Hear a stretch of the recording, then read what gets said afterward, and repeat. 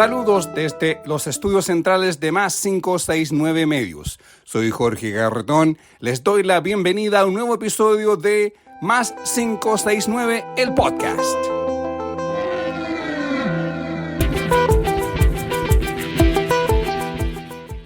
Bienvenidos a esta edición de día miércoles 28 de mayo de Más 569, el podcast. Jorge Garretón les saluda. Lo primero, les recuerdo que estamos presentes en Spotify y en YouTube para crecer y desarrollar el proyecto mediático que llevo adelante. Te invito no solo a escuchar, sino que también a dar like, es decir, con el pulgar hacia arriba en YouTube, junto con suscribirte en el mismo YouTube para así recibir inmediatamente cada vez que publico el podcast. En Spotify te invito a seleccionar el podcast y pinchar con el símbolo más. Así tendrás el podcast disponible tan pronto esté ya liberado. Vamos al primer tema de hoy y es el cierre del caso Clínica Sierra Bella. La fallida compra por parte de la Municipalidad de Santiago de comprar este recinto para habilitar un espacio clínico para residentes de la comuna capitalina. La compra fallida ocurrió, como se sabe, en la administración de la alcaldesa Iracy Hasler del Partido Comunista. La investigación, como todas las más importantes de ese último tiempo, la llevaba el fiscal regional de Coquimbo, Patricio Cooper. Bueno, ¿qué resolvió el fiscal Cooper el día lunes? No presentar delitos y desistió de la causa Sierra Bella, poniendo fin a la investigación y a la causa. Además de liberar de toda responsabilidad a la exalcaldesa de Santiago hoy, Iracy Hasler, de toda responsabilidad de presunto delito. Pero ella quedó dañada por la investigación sin sustento, por la posible presunción de algo. En el fondo, lo que hubo aquí no fue más que un show mediático que el fiscal Patricio Cooper desarrolló con el fin que uno puede especular. Tras la resolución de cerrar la causa, desistiendo luego de comprender que no había delito alguno, Iracy Hasler, la alcaldesa militante del Partido Comunista dañada por calumnia, digámoslo, montada en su contra, perdió la reelección contra el hoy alcalde de Santiago, el RN Mario Desbordes. No hubo ilícito, pero el perjuicio a la honra y dignidad de Hasler fue hecho en el momento previo a la campaña electoral, dando así pie para su derrota electoral antes el RN Desbordes. Hasler, tras la resolución, expresó que se ratificó lo que siempre supo, su inocencia. El fiscal Cooper ha decidido cerrar la investigación de Sierra Bella y no perseverar en esta causa. Como sostuve desde el primer momento, soy inocente de los cargos que me imputaron políticos del Partido Republicano, que mal utilizaron la justicia para obtener ganancias políticas.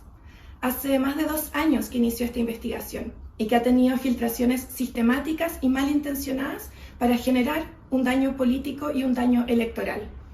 Esta causa sin duda que se podría haber cerrado mucho antes, sin embargo se mantuvo abierta hasta después de las elecciones municipales. Yo quiero agradecer a todas las personas que siempre me apoyaron y que creyeron en mí. Sorprende que el fiscal Cooper haya buscado dañar el honor, honra y buena fe de una política joven, además mujer, que tiene grandes fortalezas como un actor político relevante. La pregunta es, ¿qué pretendía el fiscal Cooper? Quien sí pidió explicaciones fue el diputado DC, Eric Aedo, el que habló en las redes sociales de su partido. El fiscal Cooper ha decidido cerrar la investigación del caso Sierra Bella. Utilizó en esa investigación temas como la intercepción telefónica, acciones que son muy gravosas y se entrometen en la vida de las personas, pero lo hizo con autorización de un tribunal. El fiscal Cooper tiene que explicarle ahora a la ciudadanía por qué después de toda esta investigación finalmente cierra este caso. Lo que hemos visto es que el Estado de Derecho funciona. Acá se investiga los delitos de corrupción y se descartan si no hay antecedentes. Pero creo que toda la ciudadanía y los investigados necesitan hoy día una explicación mucho más clara por parte del fiscal Cooper por qué cerró esta investigación y por qué se hizo tanto alarde en esta investigación si finalmente el resultado es que no encontró delitos. Chile merece una explicación y también quienes fueron investigados. Pero para la derecha no fue suficiente que el fiscal Cooper no haya encontrado nada. Para el diputado UDI, Juan Antonio Coloma, el hijo del senador Juan Antonio Coloma, dijo que algo no huele bien. Mientras lo que la ciudadanía quiere es respuestas claras y transparencia, vemos que algunas investigaciones no avanzan, en otras se cambian los fiscales y algunas nos anuncian que ni siquiera habrá formalizaciones. La sensación que va quedando es de una impunidad. En el mismo coro griego de lamentos se plegó el hoy alcalde de Santiago, Mario Desbordes, quien en un comunicado expresó su más profunda sorpresa. Puedo manifestar mi extrañeza, mi sorpresa. El fiscal Cooper hace muy poquito alegó en contra de archivar esta causa, de cerrar esta causa. Alegó con argumentos contundentes respecto de quienes hicieron las tasaciones, que se coordinaron, se pusieron de acuerdo, infringieron la ley. Argumentó respecto de funcionarios que habrían cometido probablemente delitos. Y por eso me extraña mucho lo que acaba de suceder. Es un fiscal que está siendo abiertamente acosado.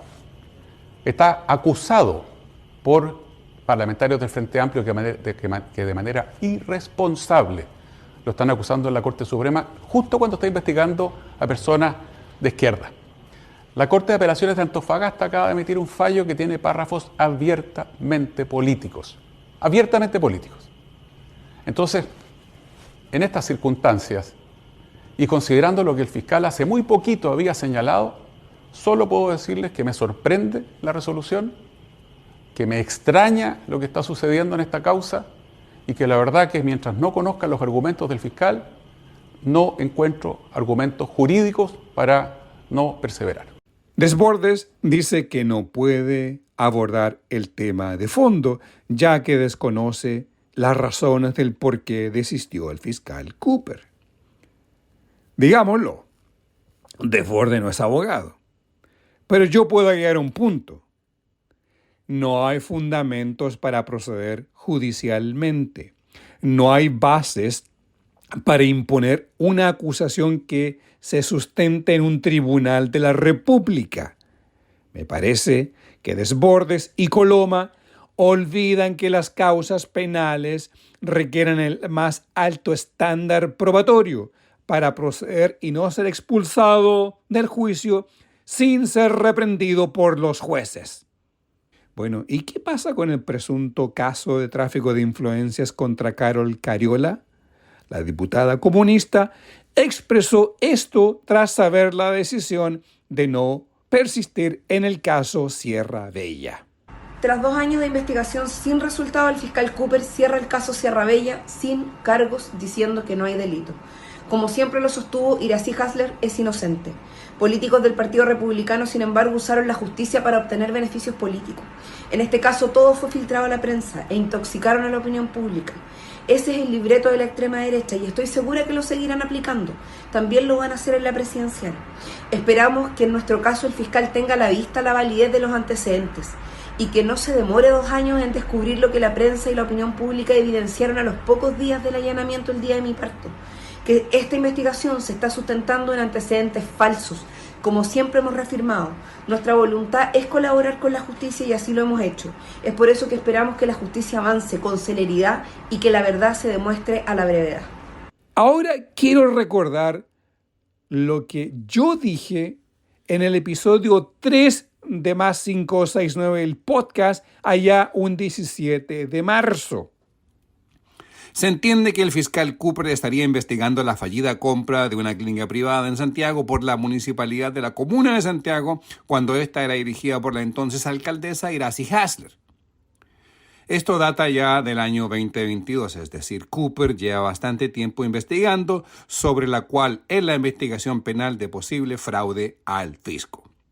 Pero lleva tanto tiempo investigando que nada ha ocurrido, no ha formulado cargos. pero sí dio con una conversación. El fiscal Cooper encontró una conversación entre la diputada Cariola y la entonces alcaldesa Hasler, que según el fiscal habría tráfico de influencias en favor de un empresario de origen chino que solicitó a Cariola, su diputada, que consultase sobre el estado de permisos y patentes comerciales. ¿Cuál sería el tráfico de influencias? ¿Quién se beneficia? ¿El empresario se benefició? ¿Hasler como alcaldesa se benefició? ¿Cariola como diputada se benefició? ¿Dónde está el tráfico de influencias? Es decir, un funcionario público le pide a otro funcionario público que beneficie a un tercero. ¿Dónde está el delito? ¿Alguien puede indicar dónde está el delito? ¿Dónde está el beneficio? Cosa que no se puede ver por ningún lado. ¿Dónde está el beneficio? Explicamos lo que sabemos. El actuar de Cariola como diputada lo hace cualquier diputado o diputada que consulte con un alcalde. Mira esto, examina esto otro, lo que Cooper da a entender en su acusación que buscaría ampliar el uso de la ley de lobby.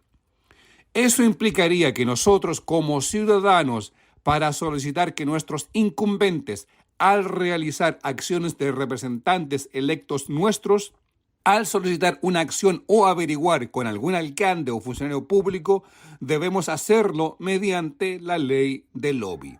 Es decir, aplicando la lógica Cooper es distanciar a nosotros, los electores, los votantes, de nuestros representantes electos, de nuestros representantes públicos, ya que desde la visión Cooper, para que una junta de vecinos, un club de fútbol, un centro de madres, el dueño de una botillería, de un café, si consulta con su diputado o diputada sobre el estado de una patente o el estado de algún proyecto municipal o de algún ministerio o servicio, nosotros, los ciudadanos, quienes elegimos a nuestras autoridades, estaríamos obligados a usar la ley de lobby para acceder a nuestros representantes que hemos electos y que entre las cosas fundamentales, aparte de legislar, es actuar en favor de nosotros los electores. Es decir, analizando la lógica Cooper, estamos creando una especie de tecnocracia electiva en la cual nosotros elegimos tecnócratas que legislen por nosotros y nosotros a través de una ley de lobby cuando no lo somos, porque no estamos actuando bajo el lobby de ninguna ley, y si lo queremos hacer, lo hacemos directamente presentándonos en el Congreso o publicando ponencias. Es decir, la lógica Cooper es la creación de una especie de tecnocracia electiva, donde la distancia entre el diputado o diputada cada vez es más distante. Lo mismo con un alcalde, lo mismo con los concejales. Eso sería analizando la visión o la lógica Cooper. O sea, un Estado prácticamente que entraría un elemento de distancia, fragmentación entre el electorado y los representantes que hemos elegido democráticamente. Bueno, no soy el único que tiene una muy mala impresión del fiscal Cooper. Desde otra tribuna, desde el deporte, el periodista Juan Cristóbal Guarelo, en su videocast en YouTube, La Hora de King Kong, fue duro y categórico en opinar sobre el fiscal Cooper. El tema de Procultura es que recibía demasiada plata y la sospecha del fiscal Cooper es que esa plata se usó para financiar campaña. El problema es que el fiscal Cooper anda filtrando audios antes de imputar a nadie. Y resulta que yo, como sé muy bien, hoy hay tarifa por filtrar audios. Y no solamente claro, pues si los fiscales están vueltos locos, cómo se filtran audios, cómo se filtran todos los legajos legales, todas las cosas se filtran. Tarifeli hay, tarifeli. Así es que, no, pero Cooper, antes de imputar a nadie ya andaba filtrando audio. Bien ganar a matar la raja, lo siento, güey. Hermosillando totalmente. Antes de imputar a nadie ya había filtrado todo el audio. Audio del presidente de la República, que es muy peligroso eso.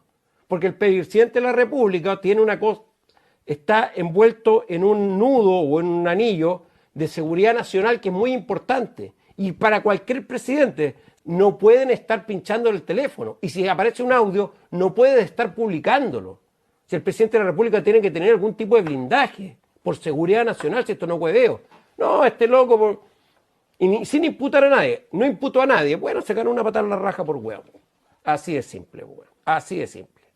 Así de simple. No estoy protegiendo a ningún corrupto, pero primero imputa a alguien, pues presenta una acusación, no andís filtrando audio sin imputar a nadie. ¿Dónde está la acusación exacta? Po? No es que él tiene una sospecha, bueno, preséntela. Pues. ¿Ah? Así es, así es. No sé, aquí no estoy defendiendo. Yo lo único que defiendo es que al presidente de la República no se le pueden estar filtrando audios, muchachos. No se le pueden. Y si tú ves por otra investigación que se te mete el presidente, eso tienes que. Y le dijeron en 3 instancias distintas legales a Cooper que no filtrara los audios y puta, los tiró al tiro. ¿Ah? 3 veces los tribunales le dijeron a Cooper, no, estos audios no pueden ser publicados. Y los tiró igual. Yo acá, Jorge Garretón, afirmo que el fiscal Cooper se extralimitó. Los chats fueron publicados por los medios. Los medios conocieron y nosotros también desde el colador de información llamado Ministerio Público. El Ministerio Público es un colador o lugar donde se filtra información a la prensa como si nada importase. Voy a agregar aquí un punto que creo que es muy serio. Desde mi perspectiva, lo que hubo aquí fue un principio de lawfare. ¿Qué es lawfare, Jorge Garretón? Bueno, lo explico. Es un tipo de guerra jurídica o guerra por la vía judicial donde se usan procedimientos legales para dañar o deslegitimar a un adversario político, social o empresarial. Se trata de un uso manipulado o perverso de la justicia con fines políticos, de persecución, desacreditación o destrucción de la imagen pública de un individuo o grupo. Es lo que yo, Jorge Garretón, pienso que hizo el fiscal Cooper haciendo uso de mi libertad de expresar opinión en forma consciente. Creo que el fiscal Cooper, sabiéndolo o no sabiéndolo, lo que hizo y obtuvo en el caso Hasler fue enlodar y desacreditar la imagen pública de Iracy Hasler. Pero tras lo fallado por la Corte de Apelaciones de Antofagasta, el fiscal Cooper, en otro caso mediático, al de las fundaciones, fue él el dañado y perjudicado, pero no por lawfare, sino por el tema en la forma en que aplicó la ley. Porque la Corte de Apelaciones en su fallo, que fue jurídico en su opinión y político en la misma, dijo que Cooper utilizó herramientas de la época de la dictadura. Ese es el elemento político para investigar el caso Convenios. Y en el caso jurídico dijo que no tenía bases o fundamentos para proceder. Y agrego yo por extensión que en el caso Sierra Bella con Iracy Hasler y las presuntas escuchas de tráfico de influencias en el caso que lleva Cooper contra la diputada Carol Cariola, él ha aplicado el concepto que la Corte de Apelaciones de Antofagasta dijo que ha usado herramientas típicas de la época de la dictadura. Lo afirmo desde mi punto de vista nuevamente, hay anticomunismo por parte del fiscal y guerra jurídica o lawfare para enlodar y desacreditar a 2 jóvenes salientes actrices de la política que son integrantes del Partido Comunista. De otra forma, no se explica el exabrupto de Desborde y el lamento de Coloma el hijo. Vamos a la pausa y volvemos con el segundo bloque de Más 569, el podcast. Soy Jorge Garretón.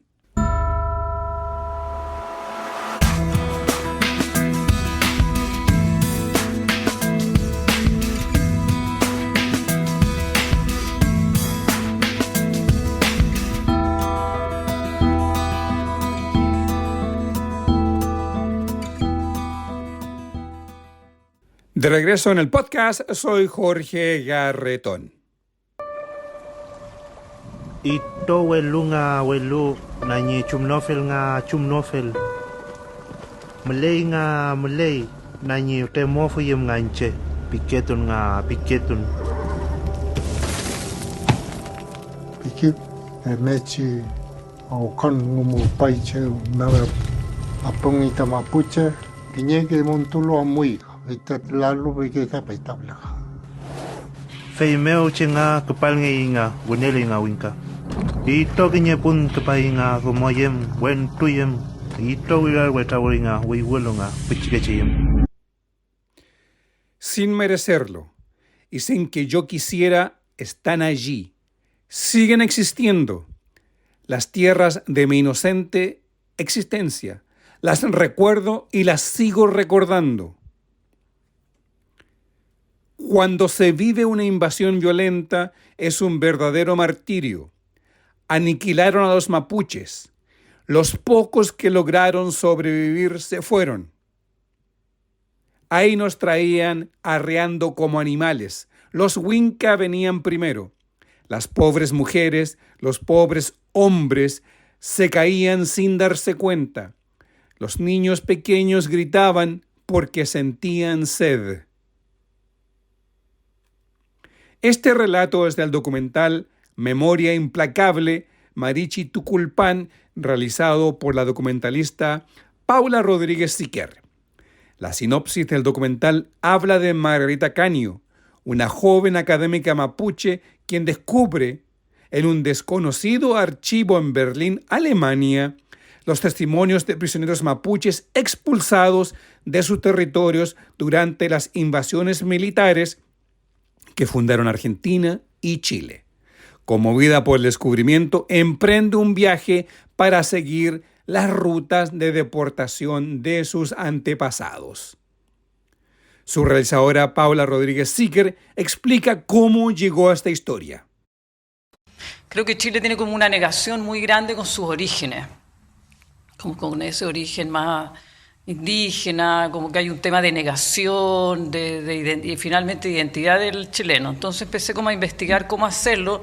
Dije, no voy a hacer algo del conflicto actual porque no quería meterme ahí a las patas de los caballos, es muy complejo para todo el mundo y no. Pero sí empecé a leer muchos académicos mapuches nuevos, y historiadores, poetas, y hay como una intención como de volver a reescribir la historia, que se ha escrito, que no la escribieron ellos, estaba escrita por los Wincas, digamos, ¿no? Entonces me pareció súper interesante ese ejercicio de reescribir la historia, y un poco los documentalistas hacemos eso, es como redocumentar, buscar en los documentos, ¿no? Y leyendo un artículo en The Clinic, fíjate, encontré la historia de una académica mapuche que había ido a Berlín, y en los sótanos de un museo de Berlín había encontrado los testimonios de sobrevivientes de las campañas del desierto y de la pacificación de la Araucanía, o sea, las campañas militares del Estado chileno y argentino para anexar las tierras, que esto sucedió como a finales del 1800, principios de 1900, y me pareció maravilloso que ella había ido hasta allá, había encontrado unas voces.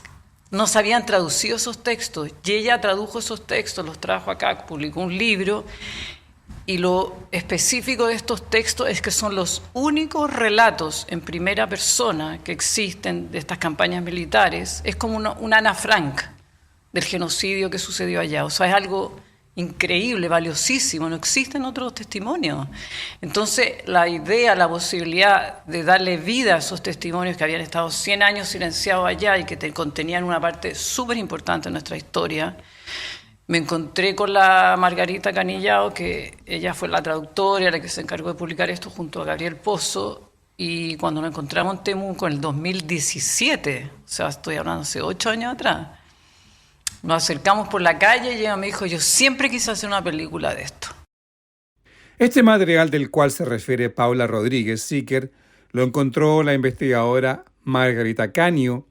Este material de relato de más de 100 años está guardado en Berlín, Alemania, no en la Biblioteca Nacional de Santiago o en los archivos de la DIBAM, para que todos quienes estamos interesados en la historia del país podamos recurrir a ella. El documental Memoria Implacable, Marichi Tukulpan, es un viaje tras la huella de una historia silenciada. En Chile, fue ese mismo ejército chileno que triunfó en la Guerra del Pacífico, quien trajo la Pax Romana a Chile, en la llamada pacificación de la Araucanía, es decir, un periodo de paz relativa y de hegemonía de Chile en la macrozona sur. Recordemos que ese mismo ejército triunfal que marchó por Lima fue derrotado en la llamada Guerra Civil contra José Manuel Balmaceda por la Armada, para luego ser reconstituido en la imagen del ejército prusiano en Chile. Por eso, en el Chile de hoy, tenemos el último ejército prusiano del mundo. Pero volviendo al documental Memoria Implacable. Este se estrena este viernes, el 29 de mayo, en diversas salas de cine de todo el país. Margarita Canio cuenta en primera palabra el documental Memoria Implacable, Marichi Tukulpan. Mi nombre es Margarita Canio Yanquinao, soy originaria de las comunidades mapuche cerca de Temuco y además soy protagonista de la película Marichi Tukulpan, Memoria Implacable. La idea nace de un relato que aparece en un libro que se llama Historia y Conocimiento Oral, relato de sobrevivientes de la campaña del desierto y ocupación de la Araucanía por el lado chileno y argentino. Y el relato que más cautivó fue la de Cachilaf. Es el viaje que hace Cachilaf, que visibiliza en parte las memorias de una persona mapuche.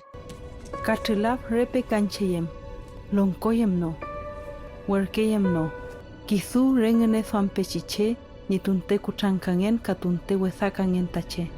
Yo creo que la sorpresa más grande fue saber que habían unos manuscritos en lengua mapuche que sobrevivieron además a la guerra. Entonces fue muy sorprendente, fue muy emotivo, o sea, muchos sentimientos encontrados, uno se cruza ahí con los resentimientos también que uno lleva porque son historias negadas. Entonces, al darme cuenta de que esas historias negadas todavía seguían presentes en un material, por supuesto que genera sentimientos.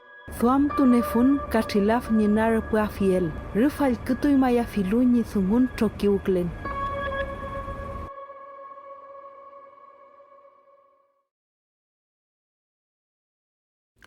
Como reflexión personal, soy nacido y criado en Concepción. No soy mapuche, no me identifico como parte del pueblo mapuche. Pero puedo ver en los rostros, las caras de mi familia por el lado de mi abuela materna, quien nació y creció en Arauco a principios del siglo XX, al pueblo mapuche, a la mujer mapuche. Veo al mapuche en mi madre y mis tías. Lo vi cuando mi hija, aún chica, antes de la pandemia, a sus 9 años, en la plaza de Coronel, viendo un busto homenajeando a Leftraro o Lautaro, se puso una pañoleta en la frente y dijo que era ella en ese busto. Es decir, la inmensa mayoría de nosotros los chilenos tenemos por el mestizaje sangre mapuche. Es tiempo de acabar de una vez por todas con el odio, con el conflicto. Hay que reparar el daño, el dolor, hacer justicia. Pero primero debemos frenar a los extremistas del APRA, en la Araucanía y a los grupos violentistas identitarios mapuche, que por la vía de la violencia sustentaron negocios ilícitos como el robo de madera y plantación de marihuana, como también el tráfico de drogas. Es tiempo de poner fin a esta herida nacional. Ito petulunga petuayu na yumapunga inchu kanainga. Kamete moyem nga inchu. Malay mawisa nga tefi. Na yumiaw peyem nga inchu nga tefi kanay kompany.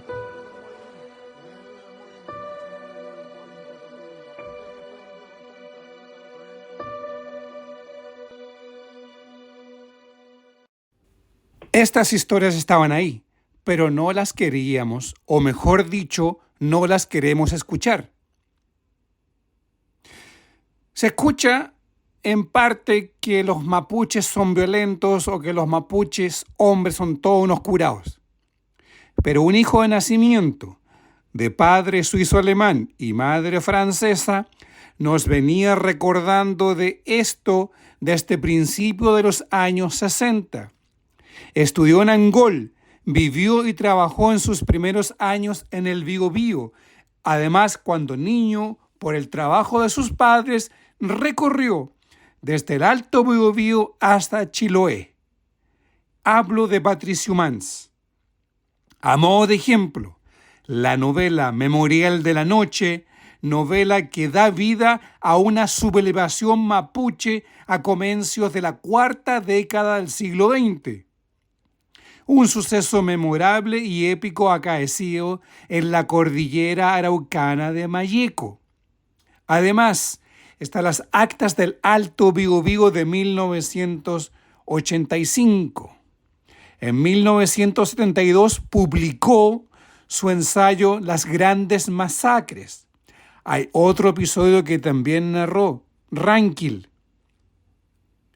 Juan Gabriel Araya, profesor de la Universidad del Biobío en Concepción, publica en un ensayo sobre Mans y el uso y significado de la palabra memorial. La novela de Mans viene a ser un libro en que se apunta o anota una cosa, en este caso un asunto artístico, histórico-político, para dar a conocer un fin. Agrega Araya, la historia oficial de nuestro país precisamente ha perdido la memoria de eventos que la conforman y no ha sabido o no ha querido dar razón de ella. Por lo mismo, se justifica la necesidad de abordar el estudio del discurso de temática mapuche, porque por ejemplo, con honrosas excepciones, como el caso de Mans, ha sido tradicionalmente postergado por la crítica literaria del país. Volviendo al tema de la memoria, el recuerdo está en el sur profundo que yo he vivido. El sur profundo del trabajador, en el campo, en la ciudad, en las poblaciones, en la familia, en las conversaciones sobre lo ocurrido desde la pacificación de la Araucanía en adelante. La memoria está ahí, está en el pueblo. Es tiempo de recuperarla tal como lo hace este documental y ponerlo en su justo sitio, como lo hizo Patricio Mans y como lo hace ahora en primera voz el documental de Paula Rodríguez Siquer, Memoria Implacable, Marichi Tuculpan. Ponemos fin a esta edición de Más 569 el podcast. Volvemos el viernes. Eso es todo en esta edición de Más 569 el podcast. La música es cortesía de Edgardo Moreno. La música escuchada lleva el nombre de Electric Guitar del álbum A Sprinkle of Africa. En la introducción y cierre de este programa, el tema de los intermedios se llama Captivus del álbum Taking Stock. Para escuchar la música de Edgardo Moreno, los invito a visitar bandcamp.com. El arte que acompaña este podcast es del artista Alejandro Balbontín. Lo encuentras en alejandrobalbontin.com. Más detalles te los entrego en las notas de este podcast. Gracias por escuchar. Comparte este podcast, suscríbete y síguenos. Dale like en nuestras plataformas para ir creciendo como medio, como comunidad, entregando información con análisis periodístico de más de 30 años de prensa acuñado en Canadá y medios públicos de habla inglesa. Esto ha sido Más 569, el podcast, producido, editado y presentado por quien les habla Jorge Garretón. Hasta la próxima edición.